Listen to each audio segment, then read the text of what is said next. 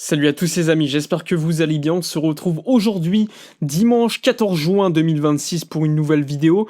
Vidéo où on va évoquer évidemment le mercato du Barça avec beaucoup d'informations à donner.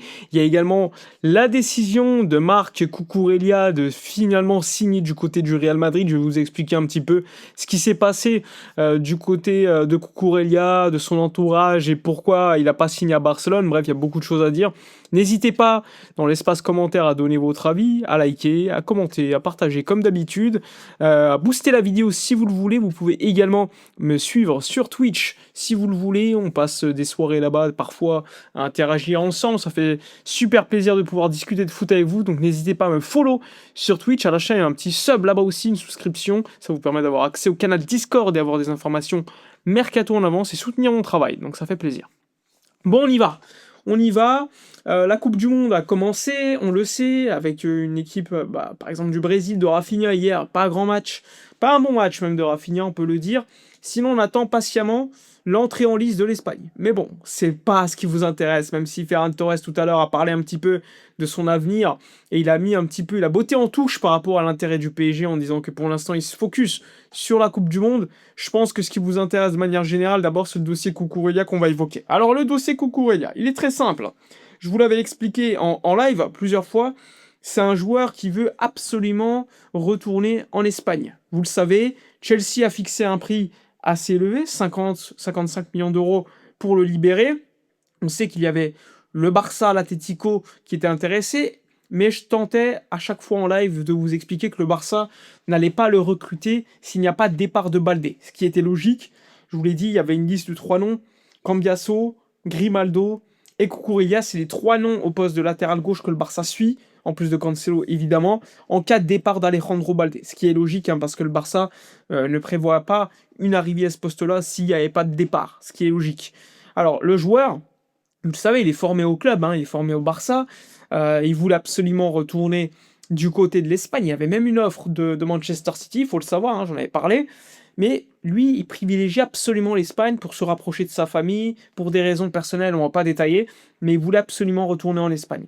Donc il y avait du côté espagnol l'Atlético. L'Atlético qui avait déjà d'ailleurs parlé avec l'entourage, c'était plutôt bien avancé. Mais encore une fois, lorsqu'il s'agissait de trouver un accord avec Chelsea, le prix demandé par Chelsea était très élevé pour l'Atlético qui estimait que le joueur avait des prédispositions pour partir et que Chelsea ne voulait pas le retenir. Donc ils se sont dit, tranquille, on aura le temps, on va réussir à faire baisser le prix, etc. Sauf qu'il y a eu un truc qui s'est passé entre-temps, c'est que le Real Madrid est rentré dans la danse. Alors je vous ai parlé il y a quelques semaines, même peut-être un mois à peu près, en live, je vous avais dit attention, il y a un club espagnol que personne attend, qui pourrait rafler la mise au final. Je pense évidemment au Real Madrid, parce qu'en fait le joueur est tellement, entre guillemets, désespéré de quitter l'Angleterre pour retourner en Espagne, qu'il est prêt à accepter, on va dire, n'importe quel gros club espagnol. C'est pour ça que le Barça, comme je vous l'ai dit, s'il n'y avait pas de départ de Baldé, la porte était fermée. Puis il restait l'Atlético et le Real. Le problème, c'est que l'Atlético ne voulait pas pour l'instant payer le prix pour Cucurella et dealer avec Chelsea. Et d'autre côté, tu as le Real Madrid qui, lui, était prêt à payer le prix direct. Le Real Madrid ne voulait pas se casser la tête parce qu'ils veulent se renforcer à ce poste de latéral gauche, malgré l'année dernière déjà une recrue à hauteur de 50 millions d'euros qui est Carreras, on ne l'oublie pas. Donc Cucurella va signer du côté du Real Madrid. Alors évidemment, du côté de point de vue du supporter du Barça, j'en vois un petit peu sur les réseaux qui pestent. Moi les gars, je comprends un petit peu, hein, on peste parce que on voit que le mercato du Real Madrid avance.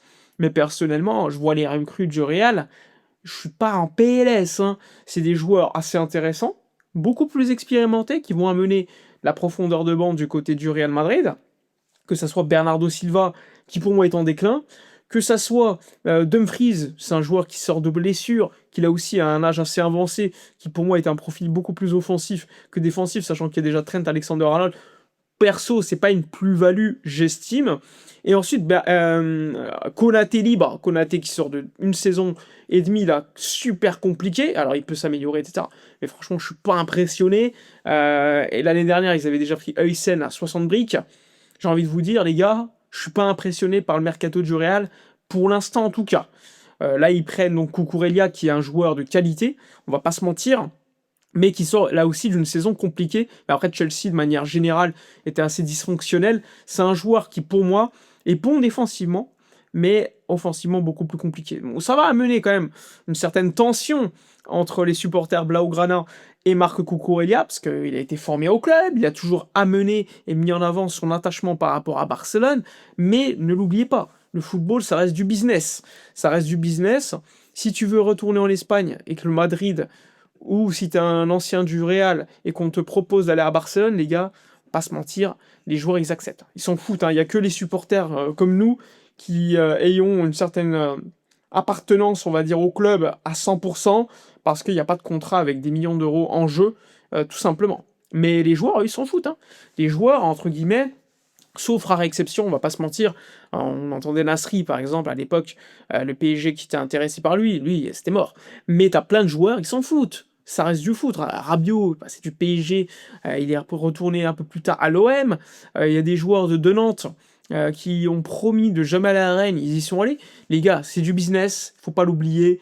Moi, ça me choque pas. Personnellement, Cucurella est un bon joueur, mais je suis pas dégoûté outre mesure, hein. J'estime qu'ils vont améliorer leur effectif, c'est vrai, en profondeur, mais sur le 11 titu, je suis pas, on va dire, impressionné, je vais pas vous mentir.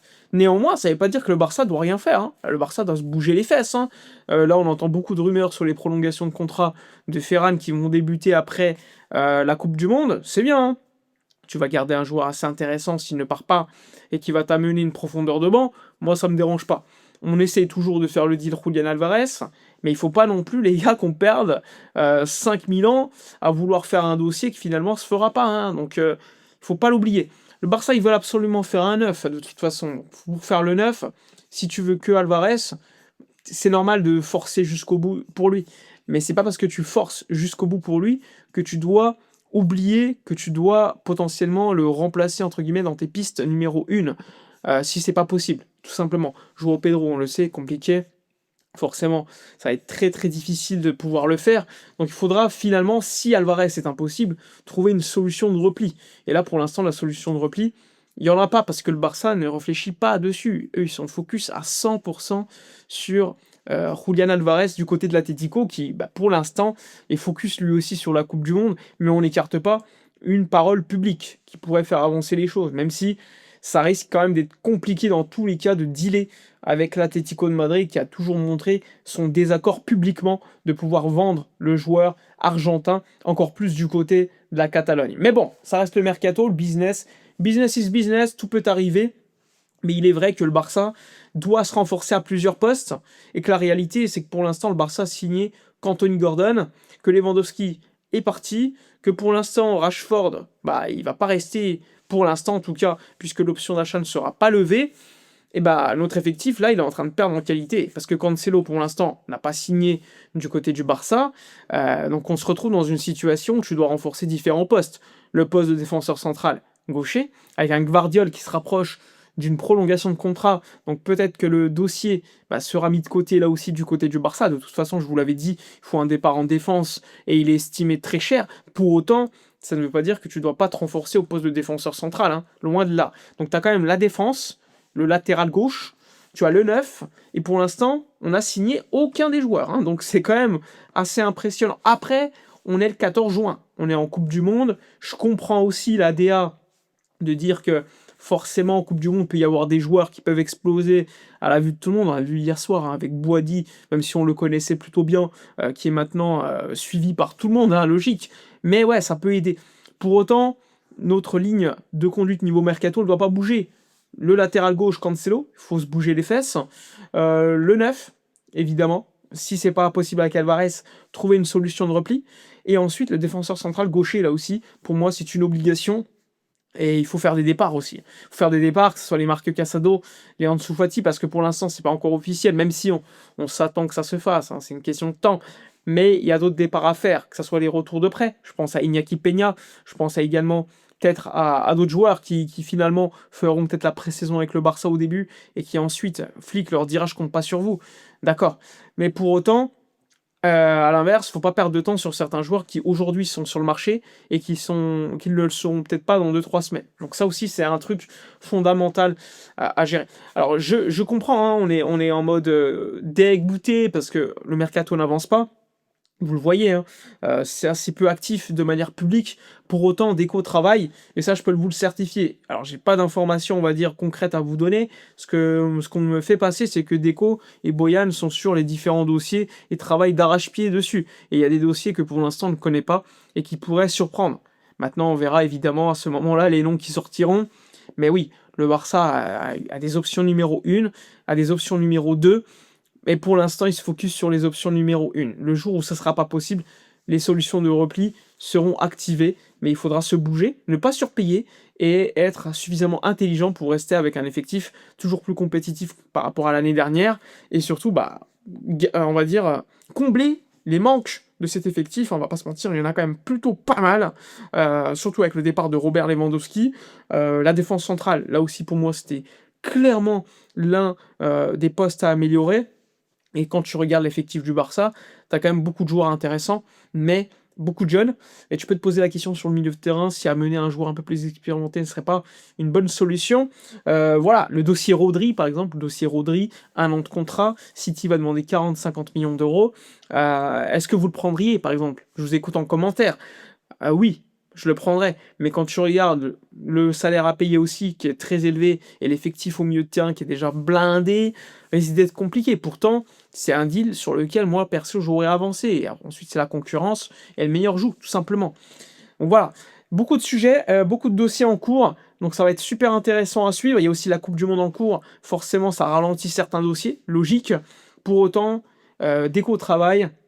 Boyan aussi, hein, Boyan l'associé, le bras droit de Deco. Maintenant, dès lors qu'il y aura des informations concrètes sur certains dossiers, on vous les donnera forcément. N'hésitez pas, voilà, à mettre un petit like, à commenter, à partager, à booster la vidéo, à mettre également, rejoindre la chaîne YouTube en dessous de la vidéo si vous le voulez pour soutenir le travail. N'hésitez pas non plus à vous abonner sur YouTube, Twitter ou encore sur Twitch. Moi, je vous souhaite une agréable fin de journée, un bon début de soirée, et d'ici demain midi, portez-vous bien.